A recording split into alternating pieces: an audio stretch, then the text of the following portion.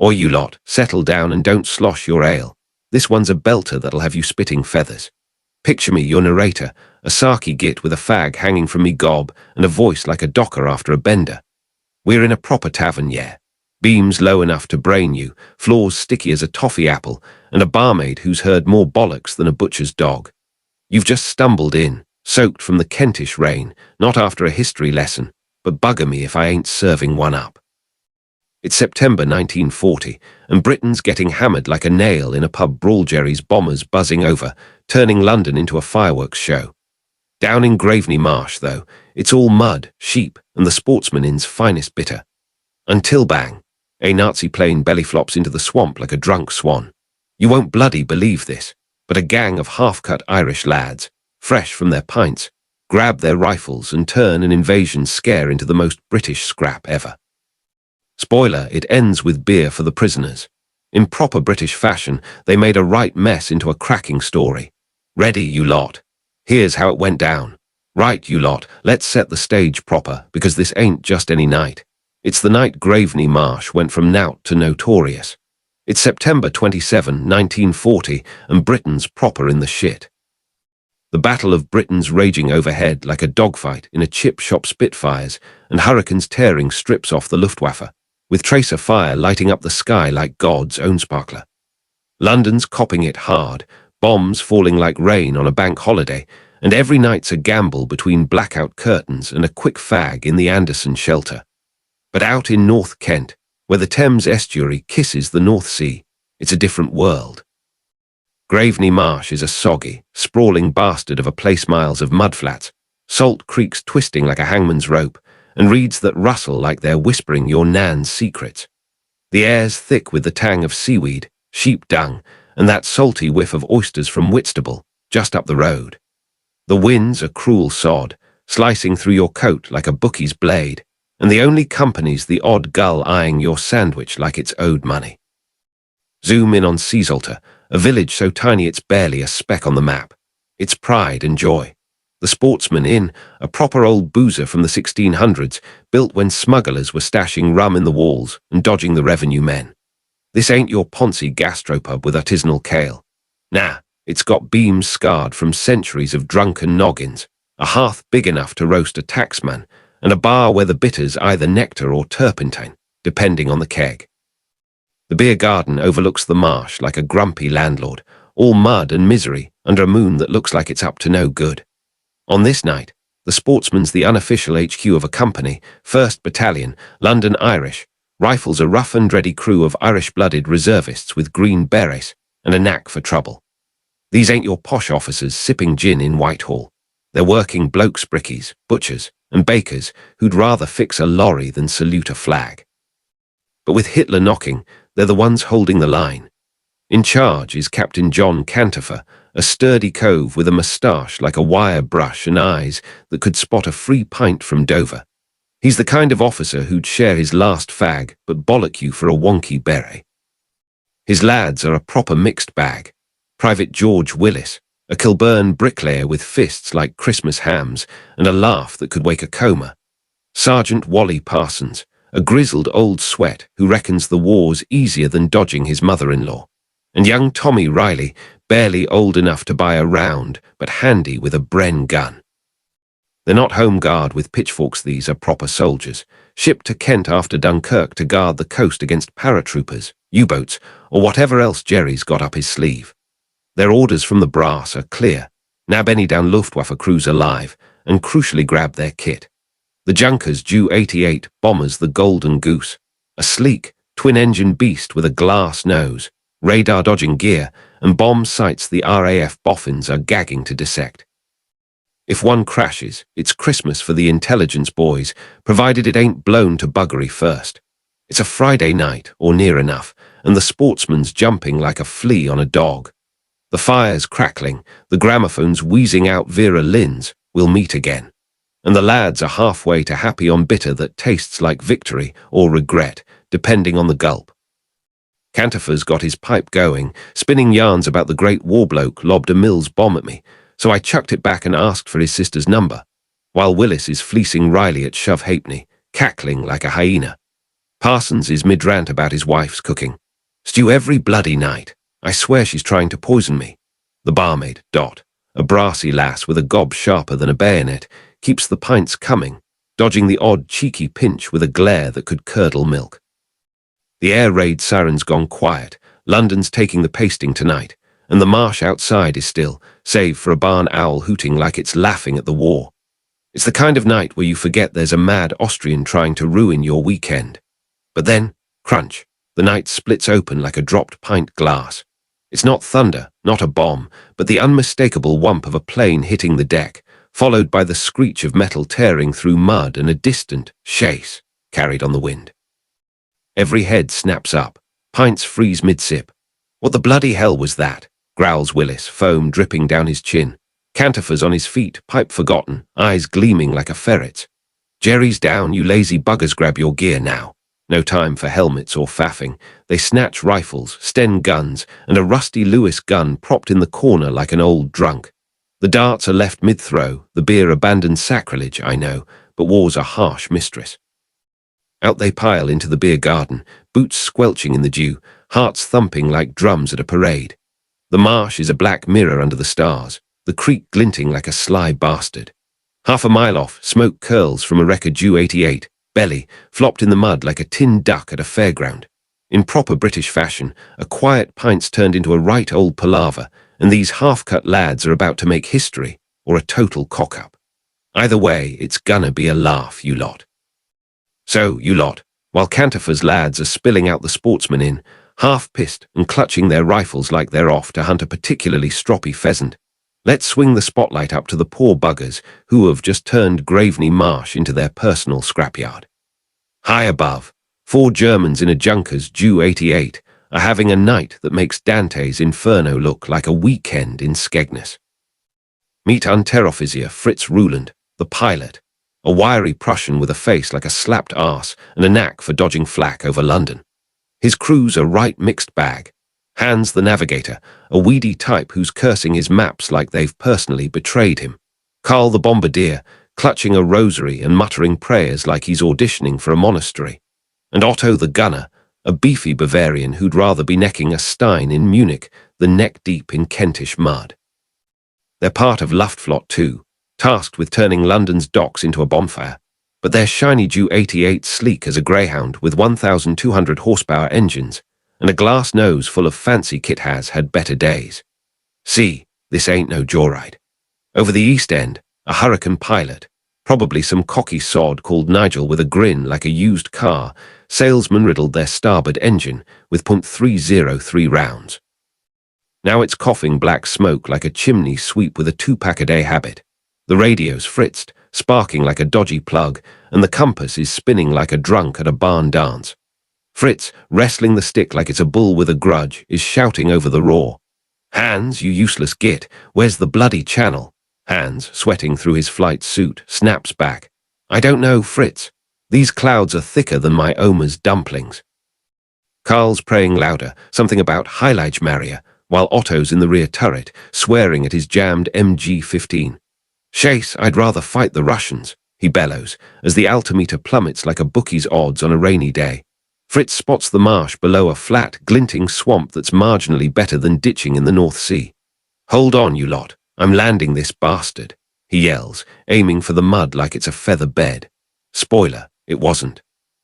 The Ju 88 hits the marsh at 150 miles an hour, skidding through the sludge like a pissed punter sliding across a pub floor after last orders.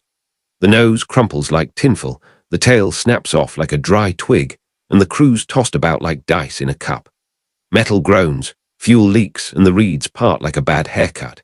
Miraculously, they're alive battered, soaked in aviation fuel, and smelling like a garage after a curry night, but alive. Fritz hauls himself out of the cockpit, coughing up half the marsh. Gott I am Himmel, this place stinks worse than Berlin's back alleys, he groans, as Hans crawls free, clutching a soggy map. Carl's still praying, and Otto's lugging his machine gun like it's his only friend. We burn Z plane, ja, Otto grunts, eyeing the wreck. Fritz nods. Ja, burn the codes, the bomb, sight everything. Then we leg it to the coast. Their orders are clear. Torch the Ju 88 secrets radar gear, bomb sights, the lot before the Tommies get their mitts on it. The Luftwaffe's not daft. They know the RAF's gagging for a peek at their tech.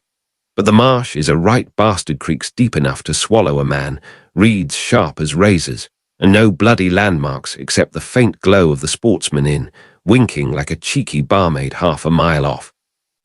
Hans, ever the pessimist, mutters, "We're in England. Fritz, they'll have us for breakfast with their verdamp tea."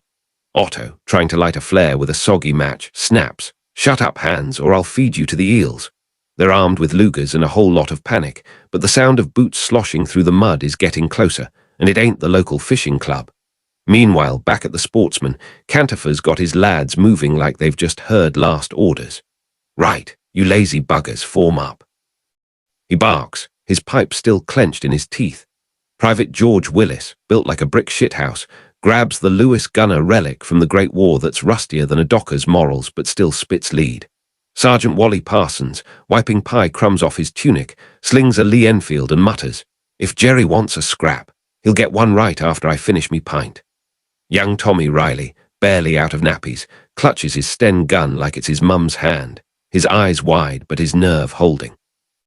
They're not Dad's army with pitchforks, these are the London Irish Rifles, reservists with Irish fire in their bellies and enough beer in their veins to float a barge. Cantopher's orders are straight from the brass. Capture any down Jerry's alive and nab their plane before they torch it. The Ju 88's a prize worth more than a month's pay, and Cantopher's already dreaming of a nod from Churchill himself. They pile out of the beer garden, boots sinking into the dew-soaked grass, the marsh stretching out like a dark, wet nightmare. The air's thick with the smell of salt and sodden earth, and the wreck's a faint smudge of smoke and sparks half a mile off. Willis takes point, his bulk a liability in the mud. "Bloody hell, it's like wading through me nan's gravy," he grumbles, as a frog scarpers from his path. Parsons keeps the lads laughing with a stream of filth. "If these Nazis think they can crash our patch, they'll get a proper Irish welcomer boot up the arse and a bill for the damage." Riley, tripping over a root, mutters, "Hope they don't shoot first. I ain't even kissed a girl yet." Cantopher, navigating by starlight and a soggy map, hisses, "Stow it, you lot eyes sharp, or you'll be kissing the mud instead." The marsh is a proper sod to navigate. Every step's a gamble, with creeks that'll drown you and reeds that'll slice your shins to ribbons. The lads fan out, rifles ready, moving low like they've seen in the training films, or at least the ones they didn't sleep through. The wreck's closer now, a mangled heap of metal glinting under the moon, smoke curling like a dragon's fart. Cantopher signals to halt, his whisper cutting through the wind. "Right, you lot, we take 'em alive, no heroics, or I'll have your bollocks for breakfast." But then crack, a Luger shot splits the night, the bullet zipping past like a wasp with a grudge. Willis dives into the mud, swearing. "Bloody hell, they're lively," Parsons chuckles. "That's no way to say hello, Jerry." The lads hit the deck, hearts pounding like drums in a pub band. In proper British fashion, their quiet night's gone tits up, and these half-cut heroes are about to make it a proper scrap or a complete farce. Either way, it's gonna be a riot, you lot. Now, you lot, picture the scene. Graveney Marsh at midnight, black as a landlord's heart and twice as damp. The Ju 88's a crumpled heap in the mud, leaking fuel like a burst keg and smoking like a chimney sweep after a 3-day bender. The German crew, Fritz the pilot, Hans the navigator, Karl the bombardier, and Otto the gunner, are holed up by the wreck, knee-deep in sludge and panicking like a cat in a bath. Fritz is trying to set fire to the plane's codebooks with a lighter that's wetter than a Whitstable oyster, hissing, "Schnell, you dummkopfs, burn the lot." Hans, clutching a soggy map like it's his last will, snaps, "Burn it. I can't even see it. Fritz, this marsh is like Satan's bog." Karl's muttering prayers, probably begging for a miracle or at least a dry pair of socks, while Otto's waving his Luger around like he's conducting a Wagner opera.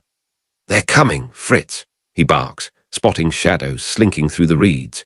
The Sportsman Inn's lights glow in the distance, taunting them like a barmaid's wink, and the sound of boots squelching closer is louder than Otto's swearing. The Germans are proper knackered. They're Ju 88, once the Luftwaffe's pride, all sleek lines and radar-dodging kitties, no a mangled tin can, its bombsight and codes at risk of falling into Tommy hands. Fritz, ever the optimist, reckons they can hold out till dawn, maybe nick a fishing boat and scarper to a U-boat. We fight, ya, he growls, checking his Luger. Hans, the gloomy sod, isn't having it. Fight! In this swamp. They'll bury us in mud before we fire a shot. Otto, built like a brewery horse, mutters, maybe we surrender, ya. I hear English beer is chase, but it's better than dying. Carl just crosses himself, whispering, Hilage Maria, get me out of this shithole. They're armed, desperate, and surrounded by a marsh that's more enemy than the Blitzkrieg's deep enough to drown a man, reeds sharp as bayonets, and eels that probably fancy a nibble. But the sloshing's getting closer, and it ain't eels. On the other side, Cantopher's lads from the London Irish Rifles are slogging through the marsh like it's a punishment from God. Captain John Cantopher, his pipe still smouldering despite the drizzle, is leading the charge, his moustache twitching like it's got a mind of its own. Keep low, you lot, he hisses, and don't cock this up. I want that plain and a pat on the back from the brass. Private George Willis, a Kilburn bricklayer with shoulders wide enough to block the sun, is hauling the rusty Lewis gun, muttering, This thing's heavier than me nan after Christmas dinner. Sergeant Wally Parsons, old enough to know better but too stubborn to care, grips his Lee Enfield and keeps the lads chuckling. If Jerry wants our marsh, he can have it along with a boot up the arse. Young Tommy Riley, barely 19 and shaking like a leaf in a gale, clutches his Sten gun, whispering, Hope they don't shoot first. I ain't even had me first pint proper. The marsh is a right bastard to cross every step's a gamble, with mud sucking at their boots like a clingy X and creeks that'll swallow you whole. The lads fan out, moving low through the reeds, their khaki blending with the shadows. Willis, up front, nearly eats a mouthful of sludge when he trips over a root. Bloody hell, this place is worse than a Bermondsey alley, he spits, as a frog leaps out of his way like it's got a train to catch. Parsons, humming, Danny Boy, like it's a battle anthem, keeps the mood light. If these Nazis think they can crash our patch and nick off, they'll be swimming back to Berlin. Cantopher's navigating by starlight and sheer blood-mindedness, his soggy map more decoration than direction. Their orders are clear. Nab the Jerrys alive, and save the Ju 88's guts radar gear bomb sights, the lot for the RAF Boffins. But it's easier said than done when you're half-cut and wading through a swamp. Then crack.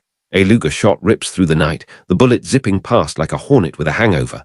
Willis dives into the mud, swearing loud enough to wake Dover. Bloody hell, they're frisky, he roars, wiping sludge off his face. Cantopher, cool as a pint in a cellar, signals to hold position. Steady, you lot, no one plays hero, or I'll have your guts for garters. Riley, flat on his belly, squeaks, They're shooting, sir. Parsons chuckles. Aye, and missing typical Jerry aim like me misses throwing darts. Cantopher squints through the dark, spotting the wreck's faint glow. The Germans are dug in, or as dug in as you can get in a swamp, and they're not rolling over easy. Fritz, trying to keep his crew from bolting, shouts in broken English, "We will not surrender. Go, Ave." Willis, never one for diplomacy, bellows back. Or you kraut bastards, pack it in, or we'll make you wish you'd crashed in France. Cantopher signals Riley to fire a warning shot. The Sten guns rattle echoes like a jackhammer in a library, spraying mud and reeds into the air. Hans yelps, dropping his flare, which fizzles in the muck like a damp firework. Nice one, Tommy, Parsons grins. You've scared the shit out of 'em. The Germans duck behind the wreck, Otto waving his Luger like it's a magic wand. Fritz, cursing, tries to light the codebooks again, but the marsh is wetter than a sailor's socks, and the flame won't catch. Verdammt English weather, he spits, as Carl prays louder, probably promising God a cathedral if he survives. The lads creep closer, using the creeks for cover, their boots squelching like a chorus of drunk frogs. It's a proper standoff for soggy Nazis with pistols, and a death wish versus a pub's worth of pissed-off Irishmen, with a bomber full of secrets in the balance. And of course, it's about to get dafter, because when Brits and Jerrys meet in a swamp, it's never just a fight, it's a bloody circus. Right, you lot, hold your pints tight, because this is where Graveney Marsh goes from war zone to a scene so bloody British it deserves its own stamp. The Ju 88's a wreck in the mud, smoking like a docker's fag end, its secrets radar gear, bomb sights, the lot, still at risk of going up in flames. The German crew, Fritz the pilot, Hans the navigator, Karl the bombardier, and Otto the gunner, are huddled by the fuselage, soggy as a sponge and twitchier than a ferret in a foxhole.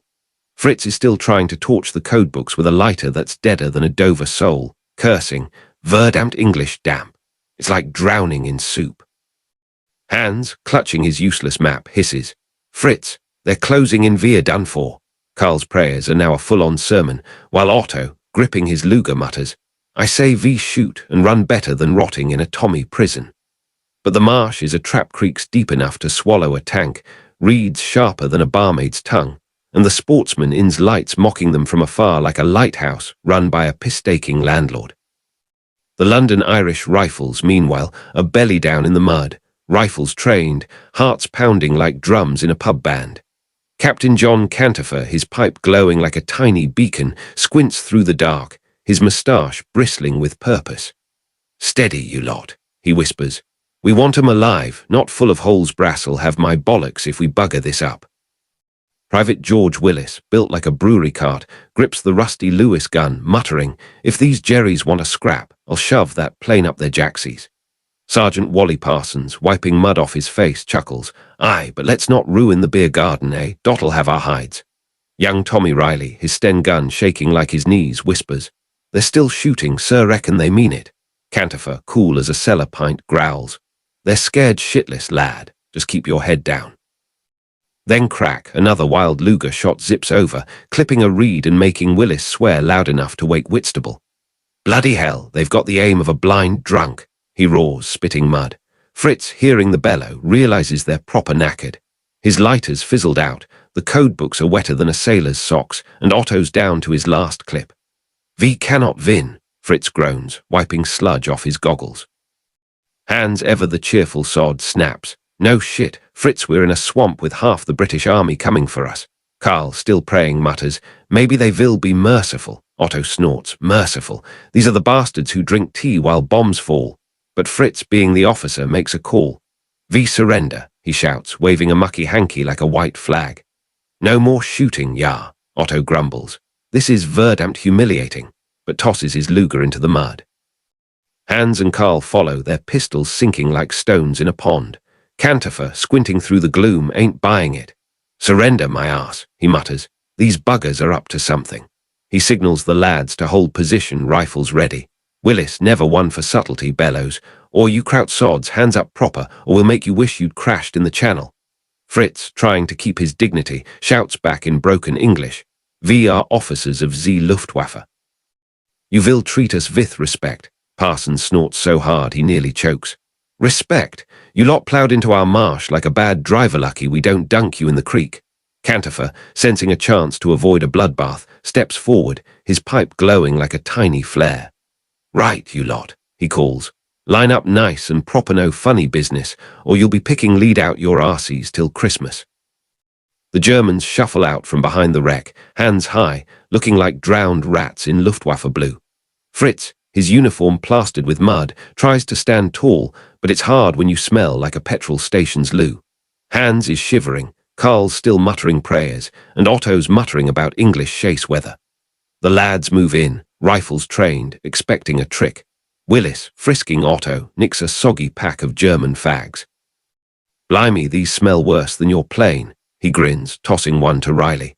The lad tries a puff and gags. Tastes like Hitler's armpit, he splutters, spitting it into the mud. Cantopher's checking the wreck, eyes gleaming at the intact cockpit radar gear. Bomb sights the lot. Well, bugger me, he mutters. The Boffins'll be over the moon. The Ju 88's a goldmine, and these half-cut pub warriors have just struck it rich. Now here's where it gets proper mental, you lot.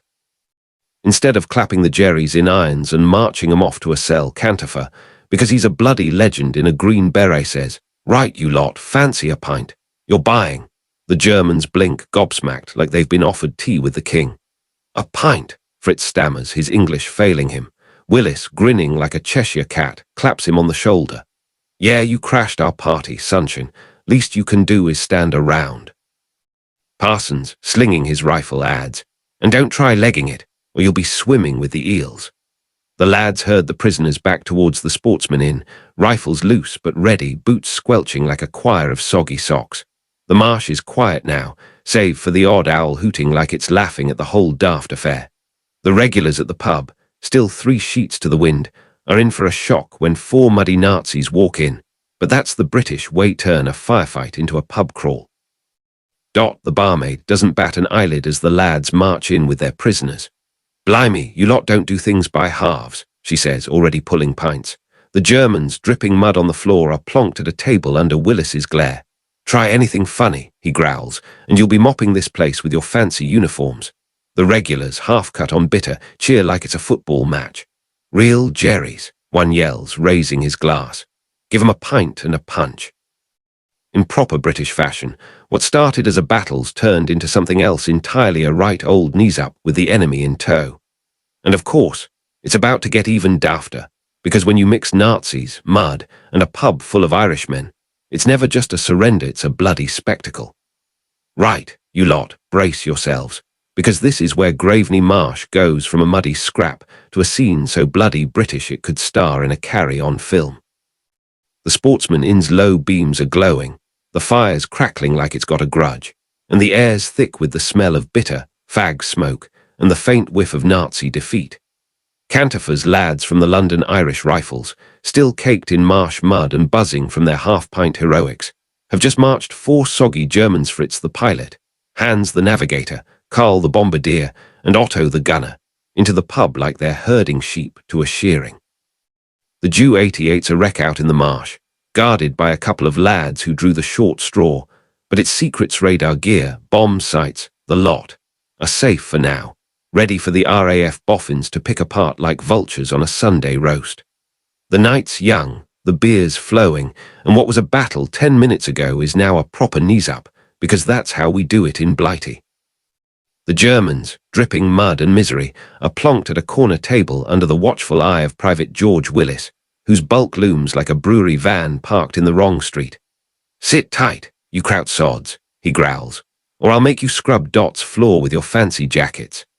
Fritz, trying to salvage some officer's dignity, straightens up, his Luftwaffe uniform looking like it's been through a car wash with no soap. "We are prisoners of war," he declares in halting English. "You must treat us with the Geneva Convention." Sergeant Wally Parsons, leaning on the bar with a fresh pint, snorts so hard he nearly chokes. "Geneva, Sunshine, you're in Seasalter only convention here as you buy the next round." The regulars, half cut on bitter and buzzing from the night's drama, crowd round like they're at a circus. "Blimey, real Jerry's," one yells, a fisherman with a beard like a hedge.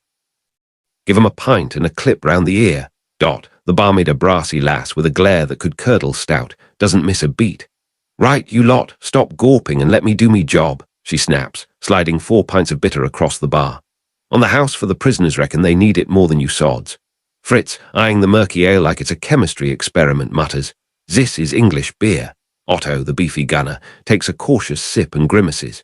"Chase, it tastes like burnt socks." Willis, overhearing, laughs loud enough to rattle the windows. "That's our finest, you ungrateful bugger. You'll be drinking ditch water in the POW camp, soon." Hans, the weedy navigator, takes a gulp and coughs, while Karl, still clutching his rosary, sips like he's expecting poison. The regulars cheer, one yelling, "Drink up, Jerry ain't no schnapps here." Captain John Cantopher, his pipe puffing like a tiny factory, is at the bar, phone in hand, trying to get through to the brass. "Yes, sir, we've got 4 live ones and a Ju 88 mostly intact," he says, dodging a dart that's flown wide from a drunken game. "No, sir, we didn't shoot 'em yet." He hangs up, muttering, "Bloody paperwork'll be the death of me." Parsons, nursing his pint, leans over. "Reckon we'll get a medal, sir." Cantopher smirks. "Medal? You'll be lucky to get a pat on the back and a week's spud peeling, Wally." Young Tommy Riley, still buzzing from his Sten gun heroics, is trying to impress Dot by offering Hans a woodbine. "Go on, have a fag, don't say we ain't good to prisoners," he grins. Hans, looking like he'd rather be anywhere else, takes it and coughs like a schoolboy on his first puff. "English tobacco ist, interesting," he wheezes, to roars of laughter. "Now here's where it gets proper daft, you lot." Willis, 3 pints deep and feeling like Nelson at Trafalgar, spots Otto's sour face and decides to up the ante. "Oi, big lad," he booms, "fancy a game of darts? Bet you can't hit the board with that sausage finger aim." Otto, who's built like he could bench press a Spitfire, glares but can't resist a challenge. "Yar, I play," he growls, stomping to the dartboard. The pub erupts, regulars betting ciggies and shillings, Dot rolling her eyes and Parsons shouting. 10 bob, says Jerry, chucks it in the wall. Otto, fueled by pride and half a pint, throws like he's lobbing a grenade. The dart lands dead center and the room goes mental. Bloody hell, Willis roars, slapping Otto's back. You're all right for a kraut. Fritz, loosening up, actually cracks a smile, muttering, Otto Alves was a show-off. The Germans, to their credit, don't try legging it. Fritz, warming to the madness, starts yapping about the Ju 88 specs very fast, very modern, until Parsons cuts him off. Modern? It's modernly buggered in our marsh, sunshine. Carl, finally relaxing, asks Dot for a second pint, muttering, if I die, at least I die drunk. Their gueulars, noutriating the Jerrys like exotic pets, start swapping stories tales of Dunkirk, dodgy rations, and the time a cow got stuck in the creek. Cantopher, scribbling his report, mutters, this'll be a bastard to explain to the co. Outside, the marsh is quiet, the Ju 88 under guard, its secret safe for the RAF boys to swoop in at dawn. Inside, it's a circus soldiers, prisoners, and locals united by beer and bollocks. In proper British fashion, they've turned a wartime crisis into a pub party, and you can bet your last bob it's the talk of Seasalter for years. Right, you lot, picture the scene as dawn creeps over Graveney Marsh like a hungover barmaid dragging herself to work.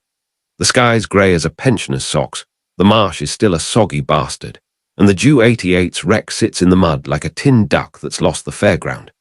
It's September 28, 1940, and the Sportsman Inn is a right state tables littered with empty pint glasses, fag ends scattered like confetti, and a faint whiff of German defeat lingering in the air.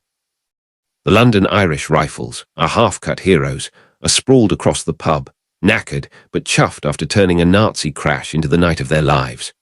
The German crew, Fritz the pilot, Hans the navigator, Karl the bombardier, and Otto the gunner, are slumped at their corner table, looking like they've been through a mangle. Their Luftwaffe uniforms are caked in mud, their egos bruised worse than their arses, and they're nursing pints of bitter that taste like regret. In proper British fashion, what started as a firefight has ended in a piss-up, but the war don't stop for a hangover, and the morning's bringing new chaos. Captain John Cantopher, his pipe still smouldering despite a night of heroics, is nursing a whiskey and a headache, muttering, bloody paperwork's worse than Jerry's bombs. His lads, Private George Willis, Sergeant Wally Parsons, and young Tommy Riley are in various states of ruin. Willis, built like a brick shithouse, is snoring on a bench, the rusty Lewis gun propped against him like a loyal dog. Parsons, wiping pie crumbs and mud off his tunic, grumbles, me missus'll have me guts for staying out all night, war or no war. Riley, barely old enough to shave, is wide-eyed and wired, still banging on about Otto's dart-throwing skills. Blimey, sir, that kraut could have joined the pub team, he says, dodging a glare from Cantopher. The barmaid, Dot, is already up, frying bacon and eggs in the kitchen, her voice cutting through the fog. You lot owe me a new floor after that muddy palaver, clean it, or I'll have your bollocks for breakfast. Outside, the marsh is quiet, save for the odd gull squawking like it's got a grudge. The Ju 88's under guard by a couple of lads who'd rather be in bed, its crumpled fuselage glinting under the morning mist. The planes are treasure trove radar gear, bomb sights, and codebooks the RAF Boffins are itching to get their mitts on. Cantopher's already sent word to the brass, and the sound of engines, proper ones, not the spluttering kind, signals the cavalry's arrival. A convoy of RAF trucks and a few tough-nosed officers in crisp uniforms roll up, their clipboards gleaming like they've been polished for Churchill himself. The lead officer, a major with a face like a slapped haddock, strides into the Sportsman, sniffing the air like he's walked into a sewer. Captain Cantopher, he barks, report, what's this nonsense about prisoners and pints? Cantopher, unfazed, puffs his pipe. Nonsense, sir. We nabbed 4 Jerrys, saved their plane, and only spilled a pint or 2. Job done in proper British fashion. The Germans, roused from their stupor, are lined up like naughty schoolboys. Fritz, trying to muster some Prussian pride, salutes the major. We are officers of the Luftwaffe, he declares. We demand fair treatment. The major raises an eyebrow, glancing at the empty pint glasses. Fair treatment? Looks like you've had a better night than most POWs. Willis, waking up with a grunt, mutters, Aye, they drank our bitter reckon, that's punishment enough. Parsons, ever the sarky sod, adds, "If they don't like the beer, sir, we can send 'em to the cookhouse. Me wife's stew'll finish 'em off." The regulars, nursing their own hangovers, chuckle, one yelling, "Give 'em a fry-up. Let's see if Jerry can handle a proper English brekkie." Sliding plates of bacon and eggs across the bar, snaps. "They'll eat what they're given, or they're washing dishes till D-Day." The RAF boys get to work, crawling over the Ju 88 like ants on a picnic. The planes are mess propellers bent like modern art, fuselage cracked like a dropped pint glass, but the cockpit's intact, stuffed with gadgets that'll make the Boffins' eyes pop. "Bloody hell," one technician mutters, pulling out a radar unit. "This lot's fancier than a Mayfair whorehouse." Cantopher, overhearing, smirks. "Told you, lads, we've handed 'em a prize on a plate." The Germans, watching their plane get picked apart, look like they've swallowed lemons. Otto, the darts champion, mutters, "They will learn nothing, our tech is too good." Hans, the gloomy navigator, sighs, "Yar, and now it's their tech, Dummkopf." Fritz, trying to keep his chin up, salutes Cantopher as they march to the trucks. "You fought well, Englishman," he says with a grudging nod. Cantopher, puffing his pipe, replies, "Fought. We barely fired a shot. You daft sod, you crashed our party and lost." The lads, knackered but grinning, pile into the Sportsman for Dot's fry-up, their boots leaving muddy trails that'll have her cursing for weeks. Willis, shoveling bacon like it's his last meal, says, "Reckon we'll get a medal, sir." Cantopher, sipping his whiskey, snorts, "Medal? You'll get a bollocking for the mud on Dot's floor, more like." Riley, still buzzing, pipes up, "But we nabbed a plane, sir. That's gotta count." Parsons, wiping grease off his chin, chuckles, "Aye, and we got Otto to play darts. Reckon that's worth a VC." The regulars, now treating the night like a local legend, start spinning yarns about the time Jerry came to tea. The papers, getting wind of it, dub it the Battle of Graveney Marsh, a bit rich for a scrap that lasted less time than a pint, but it sticks. The Ju 88's carted off to Farnborough, where the Boffins tear it apart, gleaning tricks that'll help the RAF give Jerry a bloody nose. Cantopher's lads, though, get no medals, just a nod from the Major and a bottle of whiskey from the Co., which they reckon's better anyway. Themarsh settles back to its soggy silence, the Sportsman to its pints and pies. Fritz and his crew are off to a POW camp, probably moaning about the beer for the rest of the war. But for one night, a bunch of half-cut Irishmen turned a Nazi crash into a tale for the ages, proving that in Blighty, you don't need a battlefield to win. Just a pub, a rifle, and a bloody good aim at the dartboard. So, you lot, here's where the marshy madness of Graveney Marsh comes to a head, and it's as British as a soggy chip butty on a rainy bank holiday. It's the morning of September 28, 1940, and the Sportsman Inn's looking like a battlefield crossed with a brewery empty pint glasses stacked like shell casings, fag ends littering the floor, and Dot the barmaid threatening to skin anyone who tracks more mud in.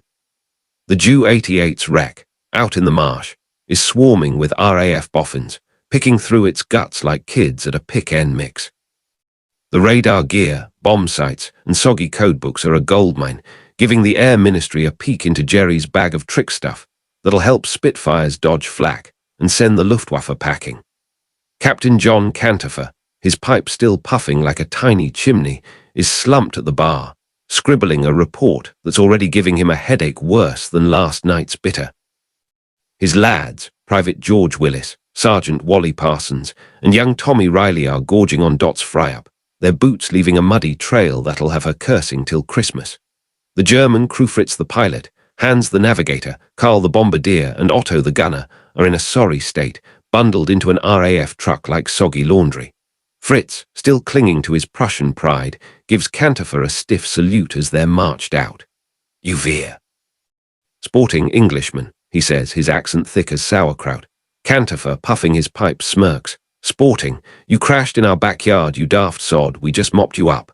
Hans, the gloomy navigator, mutters, "I told you we should have ditched in ZC." Otto, the darts champion, grumbles, "At least Z beer was tolerable," earning a laugh from Willis. "Tolerable? You drank 3 pints, you greedy bugger." Karl, still clutching his rosary, just sighs, probably thanking God he's alive, even if it's in a POW camp. The truck rumbles off, bound for a camp where they'll spend the war swapping stories of their night in a Kentish pub, probably moaning about the lack of schnapps. Back at the Sportsman, the lads are knackered but chuffed, Their heroics already the stuff of local legend. Willis, shoveling bacon like it's his last meal, says, "Reckon we'll get a statue, sir." Us lot standing on that plane like proper heroes.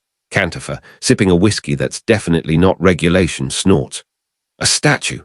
You'll be lucky to get a day off, George. The brass'll call this a minor incident and bury it in a file." Parsons, wiping grease off his chin, chuckles. "Aye, but we'll be telling this one till we're in the ground the night we nabbed Jerry over a pint." Riley, still buzzing, pipes up, and Otto's darts. Blimey, he could have played for the Sportsman team. Dot, overhearing, snaps. "If you lot don't clean this floor, you'll be playing darts with my rolling pin." The regulars, nursing hangovers and swapping tales, are already spinning the yarn bigger than a fisherman's fib by next week. It'll be the time we fought off a whole Luftwaffe squadron with a spud gun. The RAF boys cart off the Ju 88's bits to Farnborough, where boffins in spectacles thicker than jam jars tear into it.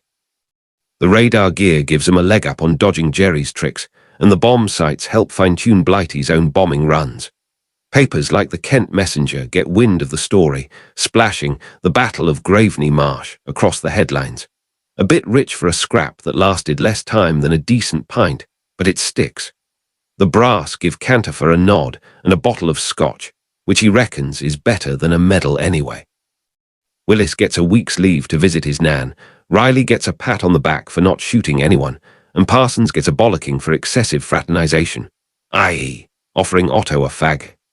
Themarsh settles back to its soggy silence, the Sportsman to its pies and pints, but Seasalter's got a tale to tell for generations. And that's the truth of it, you lot 4 Nazis, 1 crashed plane, and a pub full of Irishmen turned a potential disaster into a triumph, all without spilling too much beer. In proper British fashion, they proved you don't need a battlefield to win a war, just a rifle, a pint, and a bloody good sense of humour. So, you lot, next time you're sinking a pint in a proper old boozer, spare a thought for Cantopher and his lads, who turned a Nazi plane crash into the most British night since Nelson got pickled at Trafalgar. They nabbed 4 Jerrys, saved a plane full of secrets, and still had time for a fry-up and a darts match. Raise your glass to the London Irish Rifles, the buggers who showed Hitler that you don't mess with Blighty's beer garden. Cheers to them, you daft sods, for proving that in a pinch, a pub's as good as a pillbox.